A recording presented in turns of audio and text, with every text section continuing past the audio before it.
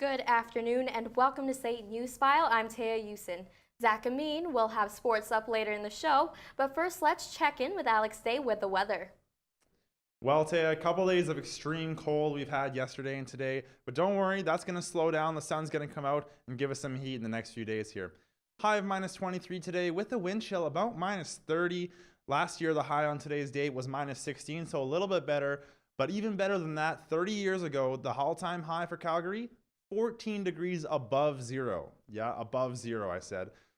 Extreme weather warning in effect today for Calgary. There's ice crystals forming because it's too cold for rain or snow. But it's not just Calgary experiencing this weather. There's a lot of other towns in the Alberta area that are experiencing the same thing, same bitter cold. And we're going to look at that later on. Thanks, Alex. I'm looking forward to that. So, Zach, what's going on in the sports world today? Well, the Flames are playing in Florida today at Tampa Bay, and I'm jealous of them. It's so cold here. I'm very jealous. I wish they took us with them or watching the game. Yeah, we're here just reporting in the cold. Obviously, the weather's the big story of the day, and the roads have been very difficult. Alex, it's practically a skating rink out there at the moment. That's right, Taya. It's a mess out there. The snowfall from last night mixed with the cold temperatures today has really created havoc out on the roads. Most people's commute in Calgary today was almost double due to the icy conditions. Most of the main routes have been plowed and secondary routes have been sanded in the last 2 hours. Although the roads have been plowed, as you can see, the space in between lanes is still covered with compact snow and sometimes ice. Passing in these conditions can be very dangerous. If you're on smaller roads that haven't been plowed, be sure to take your time, especially as rush hour hits. The roads may be bad today, but we're going to get some sunshine that's going to come out and save us, and I'll tell you more about that later on. Taya? Thanks, Alex. The slippery road conditions in Calgary also created a disruption in C trains last night. The blue line is running behind due to a mechanical error, so don't expect a quick commute this evening. A couple of crashes also occurred along the C train line yesterday evening. Emergency crews were called to the 1st Street and 7th Avenue Southeast for the first crash, and police responded to a second one at the intersection of 7th Ave and 9th Street a few minutes later. A third crash was reported at 4th Avenue and 9th Street an hour and a half later. No major injuries were reported, and all 3 incidents were caused by the slippery roads. Thousands of Calgarians have joined the debate as to whether the naked swim event at the Southland Leisure Centre should go on, and today the city has decided not to go through with it. Josh Ritchie joins us from the SAIT Aquatic Centre. Josh, there were many concerns about this event, especially on the safety and security of people. Yeah, that's right, Taya. As announced today, the nudist pool party that many were excited for was canceled due to safety concern and threats surrounding the event. After some comments and threats were made online surrounding the event, the city decided that it was best to just shut it down. One of the main concerns with the pool party was that it was open to all ages, and some believed children should not be exposed to this kind of event. There were no comments made as to what was said regarding the threats online. In response to the public backlash, it's in response to specific commentary that was made and some of the threats within the discussions that were made. This whole thing caused a major controversy around the city. What are people saying about the cancellation? That's correct. In fact, the Calgary police have confirmed that they received reports of a threat to the Southland Leisure Centre. No further details are available as this remains under investigation. The people I spoke with, though, had varying opinions on it. Well, for people having their rights maintained, but in this particular case, I feel that because it's a public swimming pool, there are children, there are classes. I think that they did the right thing. I don't think that we need to have nude public swimming in a swimming pool where you know there are going to be children. I think it's good that they cancel it because I think it's fine, but besides the fact that kids would be there, I think that's kind of inappropriate for them to see all that, so I think it's good. Well, definitely when safety becomes into question, I guess that takes it into the next step of concern, so I guess, yeah, when threats are involved, it is definitely a better thing to shut something like that down. So, I mean, I could definitely understand safety concerns. Like that's a valid reason. But I think like people should have better things to do with their time to worry about than calling in death threats or things like that. The City of Calgary will be looking to the future to find a way for unique events like this to take place while also being safe for all involved. Thank you. Josh Ritchie reporting from the Aquatic Center. More than half a kilogram of cocaine, 2 firearms, and other substances were seized in Grand Prairie in an investigation conducted by Alert. 3 people were arrested, including 22-year-old Rebecca Zwick, 24-year-old Riley Salmond, and repeat offender Christopher Ali, who was arrested in September 2017 and released on bail. The 3 face a total of 27 charges relating to drugs, stolen property, and firearms. Drugs seized include 590 grams of cocaine, 58 grams of meth, and 261 grams of dried marijuana. Ali was scheduled to appear in court January 10th, and the other 2 charged were released on bail.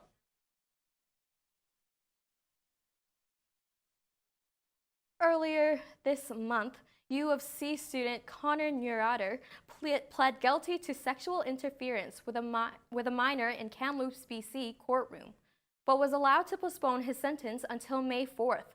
Ruel James has the story. 90 days in jail and 2 years probation, the judge in the case allowed him to delay serving all but 1 day of his sentence until he completed his university degree at the University of Calgary. But the return of a convicted sex offender has some post-secondary students around the city concerned for their safety and the safety of their classmates. It makes me feel, a little bit uncomfortable and a little bit frustrated that someone like that could come back to school. Well, I know it's unsafe for one. He's still doing the time. And to me, if you were in his shoes, you would still want to finish your semester, right? So that you go do the 90 days, so like 3 months, and come back and don't have to worry about doing the same semester again. But at the same time, since he did the crime, you gotta do the time, right? Many of the students I talked to around the U of C campus were very upset with Connor's situation and the fact that he gets to come back. In fact, Caitlin Caswell started a petition in order to stop that. I had seen the same narrative so many times over and over again where young white male gets a jail sentence for sexual assault, and then the courts or sports teams or schools bend over backwards to kind of help him through it and soften the repercussions of his actions. So with this one, I saw an opportunity to actually create some real change. News of Caitlin's petition spread across the internet like wildfire, gaining close to 50,000 signatures in just over 2 days. I thought, maybe it'd get some traction with some university students, but the height that it's gotten to now, I could never have imagined it. Looking at it now, though, it makes sense that so many people would feel so strongly about this. So I'm happy that it's at least creating dialogue on the issue of sexual violence. The University of Calgary released a statement saying that they would review the case before allowing Connor to return to the campus. For SAIT Newsfile, I'm Ruel James. The Calgary Police Service has charged a man in relation to a sexual assault that took place earlier this week. On Monday night, a 16-year-old girl was cleaning the men's washroom at the Dairy Queen on Center Street when she was sexually assaulted. The man followed the teen into the washroom where he allegedly pushed her into a corner and began touching her while holding his hand to her mouth. The police released photos of a man to the public, and the suspect was taken into custody yesterday. 23-year-old Colin Philip Bullshields is charged with 1 count each of forcible confinement and sexual assault. He will appear in court on Friday, January 19th. The Calgary police are looking for a suspect in a number of convenience store robberies that occurred at 7-Elevens and Mac stores across the city. The offender in all of the robberies allegedly entered the stores with a weapon. The suspect jumped over the counter and demanded the clerk to open the cash drawer and open them to lie on the floor. The offender then allegedly stomps on the employee's head or neck area a number of times before fleeing the scene. The clerks received minor injuries in the incidents. The suspect is described as a Caucasian male about 6 feet tall with a slim build and 20 to 35 years old. StatsCan announced on Friday in its latest labor force survey that Alberta added 26,000 mostly full-time jobs in the last quarter of 2017. There was an overall increase of 2.4% employment in the province, with a number of industries seeing employment gains. with the largest growth in employment numbers came from the manufacturing and trades industry. The good news doesn't just affect industries though. Post-secondary institutions like SAIT see many benefits from a rise in employment. Encouraging is that our industry partners are encouraged by these job numbers, and that's fantastic because we work so closely with industry developing programs and things like that because, well, SAIT, as everybody knows, is a leader in applied education. SAIT's expecting an increase in applications following the open house next month. A Canadian couple has been found dead in a home in St. Thomas, Jamaica. The two victims are identified as 81-year-old Melbourne Flake and his 70-year-old wife, Etta Flake, from Winnipeg. The couple was found inside their home in Jamaica on Tuesday morning with their hands and feet tied together. No arrests have been made and no motive has been released. In a statement, Global Affairs Canada says to protect the privacy of the individuals involved, further details will not be released. Everyone loves dinosaurs, and before Mount Royal launched its Cretaceous land exhibit, you would have to go all the way to Drumheller to see dinosaurs that roamed the Earth Cretaceous period. Now you can go down to Mount Royal and view life-sized fossil casts. Keith Richards was on campus today to get the story. They were 7 or 8 and their eyes just went so wide when they turned the corner. And I thought, yes, this is what a university does. Plenty of Calgarians and Mount Royal students were on hand for the unveiling of the brand new Cretaceous land exhibit today. Now on display are life-size fossil casts of 2 dinosaurs and a marsupial that roamed what is now Western North America 65 million years ago. This is following the Cretaceous Seas display at Mount Royal, unveiled in 2015. Due to the success of the first Cretaceous exhibit, there was a lot of excitement around this unveiling. Today at Mount Royal, the Cretaceous land exhibit was unveiled. Now, the university already had a Cretaceous sea exhibit, but they felt that it was important to have the whole package. It has to complete the package. You have to have both the sea component as well as a land component. And besides, it's the dinosaurs that get all the notoriety, right? Professor Wayne Haglund, who retired in 2004 after nearly 40 years at Mount Royal, was a driving force behind putting this exhibit together. The Dean of Mount Royal University's Faculty of Science and Technology, Jonathan Withy, explained the importance of the exhibit. This is actually the biggest exhibit of its kind in the city. You would have to go to Drumheller to find something bigger and as scientifically accurate. So this is not just a great educational tool for our students. It is essentially a museum within the four walls of our university that all members of the community can come in and engage with and learn a little bit about the Cretaceous period. This exhibit will only add to the appeal of continuing your education in the city of Calgary and is quite the feather in the cap for the university. For SAIT Newsfile, I'm Keith Richards. Those are today's top stories. We'll have your full forecast for you after the break. But first, Alex Day has a look at what's going on around Calgary this week. The Calgary Renovation Show returns this month with more than 200 brands to give you renovation inspiration. HGTV host Sarah Richardson will be a special guest alongside other reno experts. The event runs Friday, Saturday, and Sunday at the BMO Center. Are you a fan of the beautiful harmonies the tenors create? If so, then this is your chance to see them live.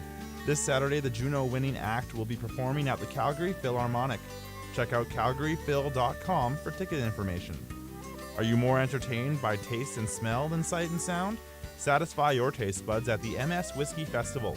Over 100 different whiskeys will be on hand for tasting at the Jack Singer Concert Hall. The event runs from 6:30 to 9:30 next Thursday. If you are planning a wedding, then this event is for you. The Bash is a local vendor-only wedding expo. The annual event covers everything from photography to dresses and suits.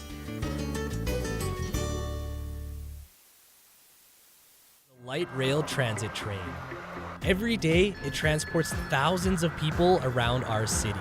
While it may be smaller and less noisy than a freight train, it's still a train. It's heavy, hard to stop, and moves fast. Always remember to stop, look, and listen at railroad crossings, and never walk on the tracks. Look, listen, live. A message from Operation Lifesaver.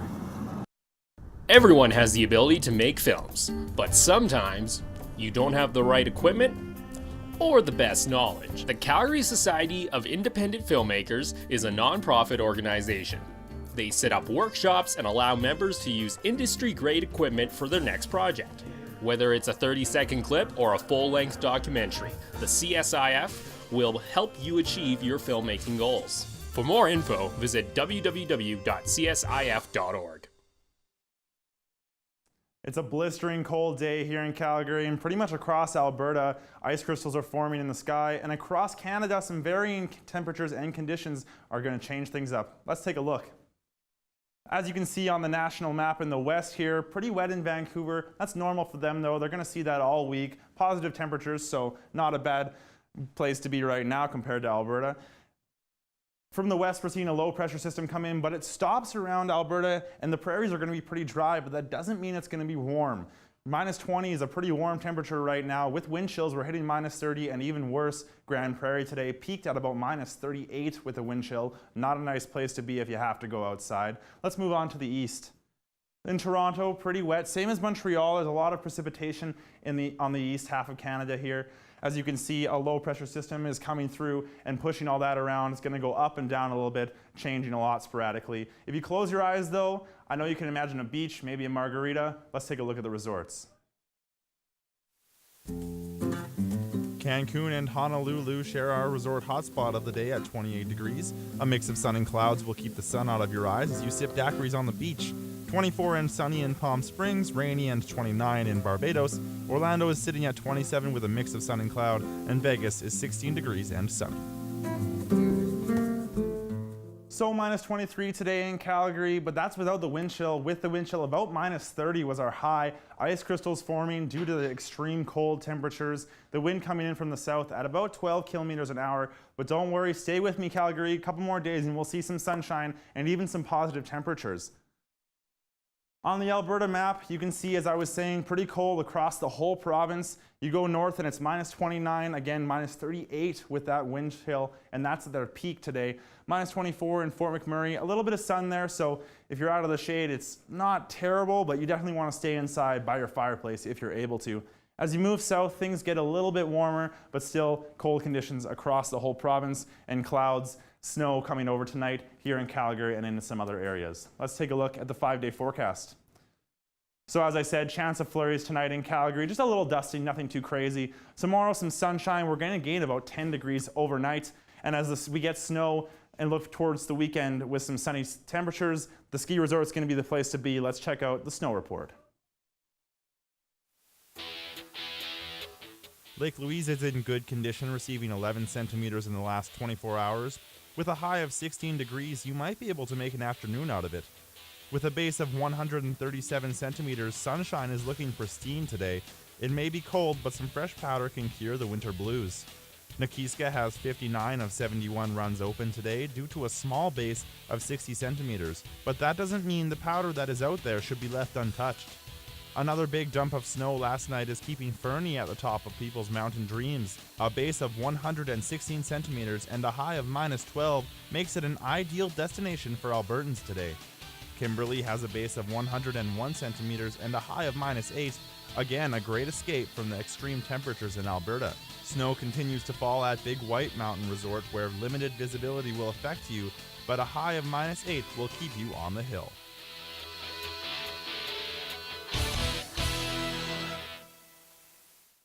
So, Zach, the Olympics are coming up soon. Yeah, no NHL players, unfortunately, but we got lots of other sports for you guys to come out and see. And when the NHL announced that they would not be sending players to the Olympics, Canadians were left wondering what this year's team would look like. 25 players were named to the team today, and while there are some household names, you may need a program for the first few games. Michael King was at Winsport for the announcement. We look forward to the Olympics, and you know you'll get her all. Thank you. Head coach Willie Desjardins was making calls last night, letting players know that they would be wearing the maple leaf in South Korea. Many of these players have never represented Canada at an international level, and with the lack of available pro talent, this is the chance of a lifetime. Desjardins thinks Canadians will support this team because every player took a different path. I have a lot of good stories about other Canadians that aren't hockey players, that are battlers too. Like when I look at our walk of life, there's so many people that I see that amaze me that aren't athletes, but just battle in their own right. So I think people can relate to our team, and I think it's going to be part of the Canadian fabric. Some players like Wojciech Wolski thought that their hockey career was over because of a neck injury. Others like Matt Robinson have never played in the NHL, while some like Che Genoway only played one game. That doesn't mean they aren't ready. The unfortunate part is people couldn't see or hear the phone calls yesterday, just how much it means to these guys. So I think that'll become obvious by the way we play. And we know it, our staff knows it, and the players know it. And I think that'll be easy to translate to the fans as soon as these guys get on the ice. Even though many of the players that were named to today's roster don't currently play in Canada, 13 of 25 play over in Russia, there are still many ties to local hockey. Former Flame Mason Raymond and Rene Bourque will provide some veteran presence, while former Flame Lyndon Vey and former Hitman Brandon Kozin will provide some youth up front. Overall, there are 25 reasons why Canadians should get behind this Olympic squad. For SAIT Newsfile, I'm Michael King. Well, the weather is cold, but the Flames are red hot, and what a time for an East Coast trip too, as I'm sure the team enjoying a little Florida sun while we're chilled to the bone back here in Calgary. Flames are coming off their fourth straight win with a 3-2 overtime win in Minnesota Tuesday. Calgary is undefeated in 2018 and looking to keep the winning streak alive tonight. They're going to have their hands full with the Tampa Bay Lightning, who are the best team in the NHL at 31-9-3.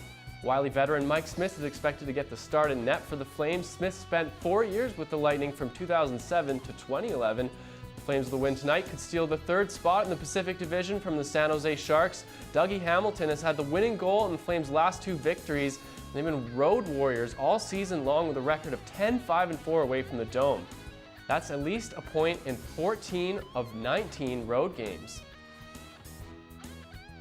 And after the Flames play in Tampa tonight, we'll head to Sunrise tomorrow to play the Florida Panthers. Czech backup goalie David Rittich is expected to get the start tomorrow. The Flames hope Rittich can continue his solid play since stepping into the Flames' backup goalie role. And well, the SAIT Trojans women's hockey team were in tough this weekend with a couple of games against the Nate Ooks. It was a battle of David versus Goliath in women's hockey. Nate was 10-1-1 prior to a home-and-home series with SAIT. But that didn't matter in game one, as the Trojans were able to pull off probably the upset of the season, winning 6-5 in overtime in Edmonton. In the second game in Calgary, SAIT outshot the Ooks 12-10 after the first period and had a 1-0 lead through 20, with many thinking they could pull off the shocking sweep, but Nate came back to win 3-2. Trojans were dominated in the second and the third periods. That game outshot 26-7 and registering just one shot in the entire third period, with the team down 3-2.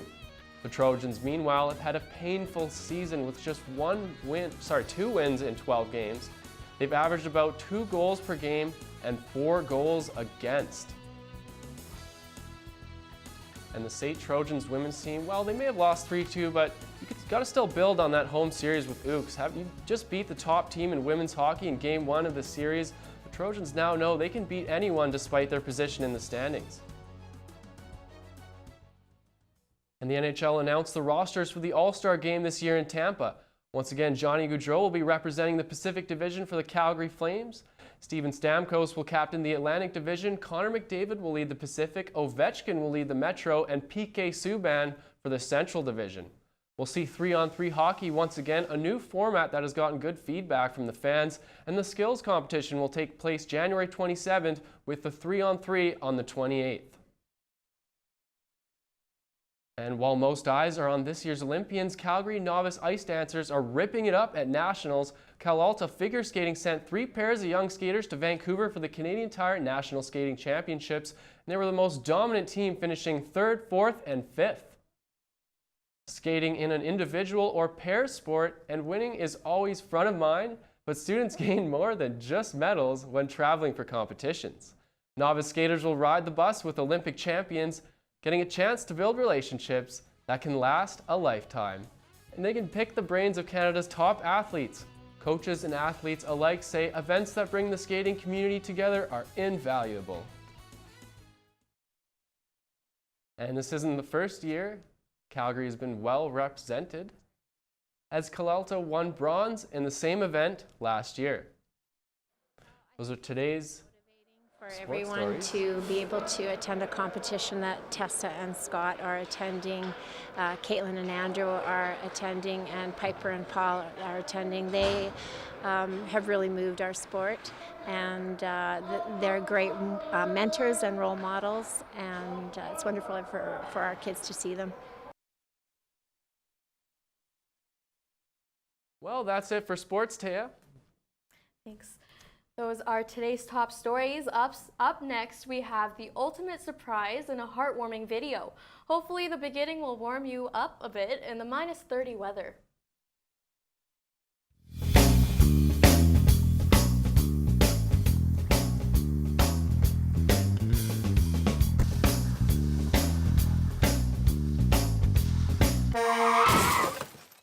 Dr. Carter, I think we need more blood. Winter affects us all in different ways, so it is more vital than ever to get out and donate. Join the club today and help us save a life by visiting www.blood.ca. Canadian Blood Services. It's in you to give. This is Jim. Jim is special. But Jim earns an average wage. And Jim has an average IQ. So why is Jim special? Jim donates to the Salvation Army. Good move, Jim.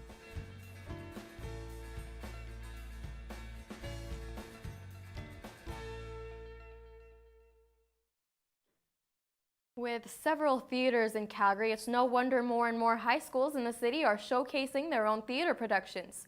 Foundations for the Future Charter Academy High has been doing an annual musical for 11 years now. This year's musical is Shrek. April Zilke has the story. More than 100 students from FFCA are participating to bring this Broadway stage musical to life. Actors, makeup artists, technicians, costume designers, and backstage crew members are all what makes this production successful. Grade 10 student Joy Adu is a company actor and a costume helper. She says that she was in last year's musical and will continue to be for her next 2 years at the school. I love it. It's a place for me to relax and also meet new people. And it's a place that helps me forget about school and like all my struggles. Students are required to rehearse 2 hours 3 days a week, and that's without the extra days on Fridays and Saturdays that could go up to 6 hours of rehearsing. So how does that affect their schoolwork? Come sit on the left. Director Nathaniel Coates and assistant student stage manager Victoria Rennie explained that teachers at FFCA allow lunch and after-school help with catching up with homework. It's made me actually be more confident with myself, so I'll raise my hand and ask questions a lot more in class. It doesn't really get in the way of my schoolwork too much. Because I've been doing this for so long, I've learned to manage it pretty well. Planning out your days, having a really well-kept agenda and calendar. Dancing, designing, lighting, and singing are all skills the students learn. But there are educational skills learned as well, says Rennie. More empathetic, you're able to feel other people's feelings and know how to respond to that, which is helpful. A weekend of beautiful singing, comedic timing, and special effects will have all these seats filled come the show dates of December 14th to 17th. For SAIT Newsfile, I'm April Zilke.